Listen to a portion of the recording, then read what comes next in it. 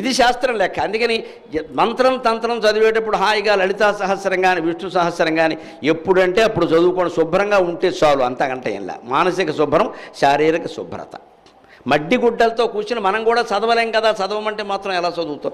దాంతోనే ఒక్కటేమిటంటే లెక్క మీకు జ్ఞానం కలగాలి అంటే చదివి ఆపేయకండి.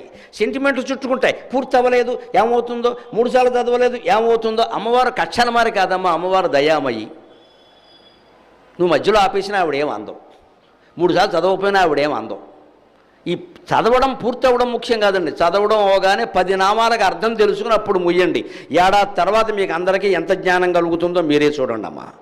నేను నా ప్రవచనాలు మీ కాళ్ళ మీద మీరు నిలబడడం కోసం చెబుతున్నా, నా కాళ్ళ మీద పడ్డం కోసం కాదండి. దయచేసి గ్రహించండి, దయచేసి గ్రహించండి. మీ అంతటి మీరు బాగుండాలి, మీ అంతటి మీరు బాగుండాలి. నా వల్ల బాగుండడం కాదమ్మా, మీ అంతటి మీరు బాగుండాలి. మీరు నేర్చుకోండి, మీరు చదవండి హాయిగా. ఏమి